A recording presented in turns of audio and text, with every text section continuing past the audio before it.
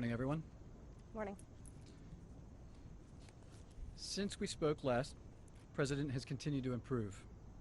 As with any illness, there are frequent ups and downs over the course, particularly when a patient is being so closely watched 24 hours a day.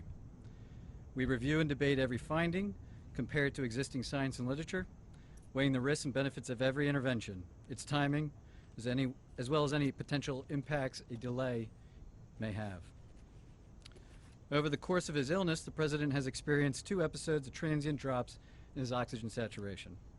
We debated the reasons for this and whether we'd even intervene. It was a determination of the team, based predominantly on the timeline from the initial diagnosis, that we initiate dexamethasone.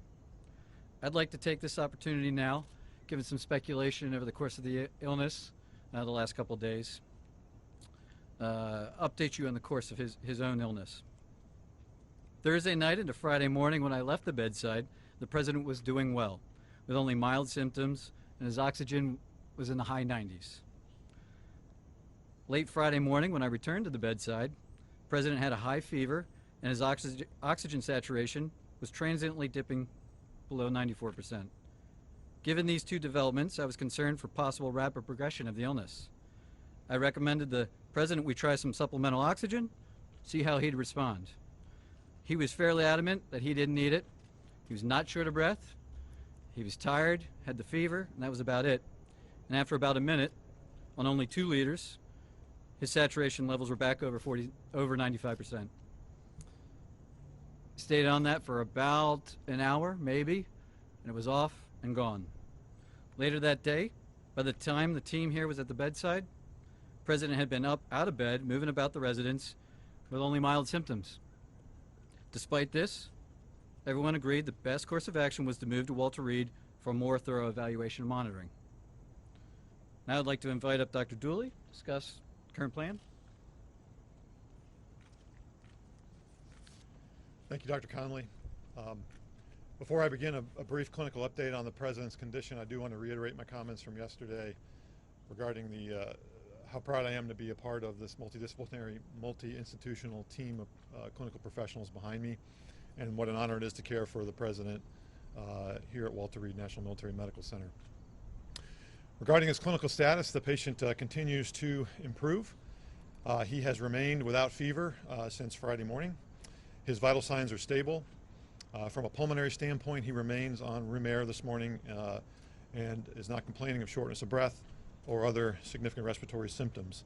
He's ambulating himself, walking around the White House Medical Unit without limitation or disability. Our continued monitoring of his cardiac, liver, and kidney function demonstrates continued normal findings or improving findings. And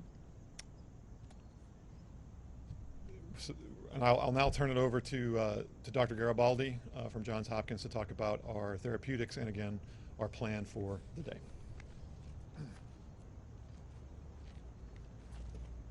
Thank you, Dr. Julian. I just wanted to, again, reiterate what an honor and a privilege it is to take care of the President, but to be part of such a talented and multidisciplinary team here at Walter Reed. The President yesterday evening completed his 2nd dose of remdesivir. He's tolerated that infusion well. We've been monitoring for any potential side effects, and he has had none that we can tell. His liver and kidney function have remained normal, and we continue to plan to use a 5-day course of remdesivir. In response to transient low oxygen levels, as Dr. Conley has discussed, we did initiate dexamethasone therapy, and he received his 1st dose of that yesterday, and our plan is to continue that for the time being. Today he feels well. He's been up and around. Our plan for today is to have him to eat and drink, be up out of bed as much as possible, to be mobile. And if he continues to look and feel as well as he does today, our hope is that we can plan for a discharge as early as tomorrow to the White House, where he can continue his treatment course. Thank you very much, and I'll turn it over to Dr. Connolly for any questions. Dr. Conley? Just a moment, please. The President wanted me to share how proud he is of the group, what an honor it is for him to be receiving his care here at Walter Reed, surrounded by such incredible talent, academic leaders, department chairs, internationally renowned researchers and clinicians, including the support of Dr. Garibaldi from Johns Hopkins. I'd like to reiterate how pleased we all are with the President's recovery And with that, I'll take your question. Thank you Dr. so much. Conley. Dr. Conley, you said that there were 2 instances where he had drops in oxygen. Can you walk us through the second one? And also, I've got a question for the lung specialist afterwards. Sure. Yeah. Yesterday, there was another episode where he dropped down about 93%. He doesn't ever feel short of breath. We watched it, and it returned back up. As I said, we evaluate all of these, and given the timeline where he is in the course of illness, we are trying to maximize everything that we could do for him, and we debated whether we'd even start it, the dexamethasone, and we decided that in this case, the potential benefits early on the course probably outweighed any risks at this time. Did you give him a second round of supplemental oxygen yesterday? I'd have to check with the nursing staff. I don't think that if he did, it was very, very limited, but he's not on oxygen. And the only oxygen that I ordered or that we provided was that Friday morning initially. And about what time was that yesterday? Yesterday, what was yesterday? You said the second instance. Second incidence? Oh, it was over the course of the day, yeah. Yesterday morning. Dr. Conley. Dr. What Conley. is the president's current blood oxygen level? That's my first question to you, Dr. Conley. 98%. And what do the X-rays and CT scans show? Are there signs of pneumonia? Are there signs of lung involvement? Were any damage to the lungs? Yeah, so we're tracking all of that. There's some expected findings, but nothing of any major clinical concern. Then why start him, Dr. Conley, on the... Sorry? Dr. Conley, why... To ask if his oxygen level ever dipped below 90? We don't have any recordings here of that. That's right. On the dexamethasone, Dr. White House? Yeah, what about here? What At the about White House or here, anything below 90, just to follow up on her question? No, it was below 94%. It wasn't down into the low 80s or anything. No. So, okay, so on the dexamethasone, the steroids, sir, on the lung Yesterday, function? you told us that the president was in great shape, had been in good shape and fever-free for the previous 24 hours.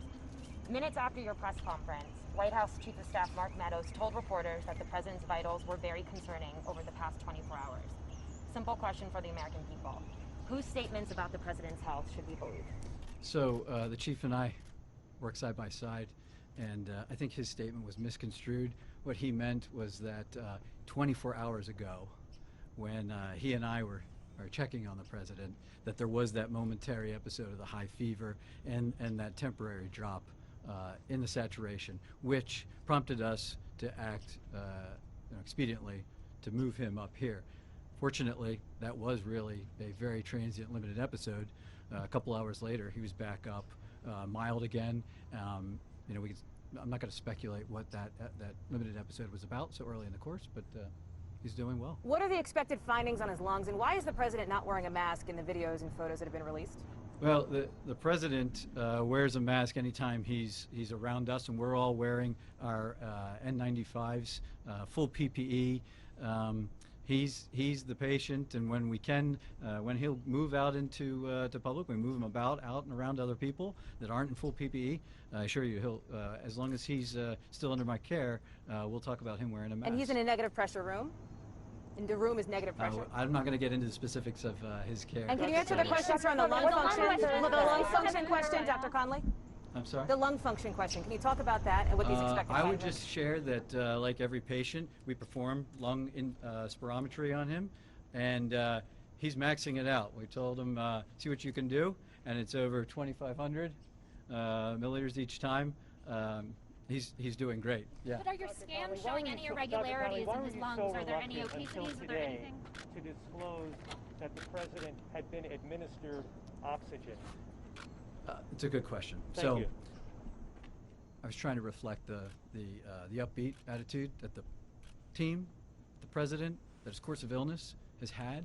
I didn't want to give any information that might steer the course of illness in another direction, and in doing so, it came off that we were trying to hide something, which wasn't necessarily true.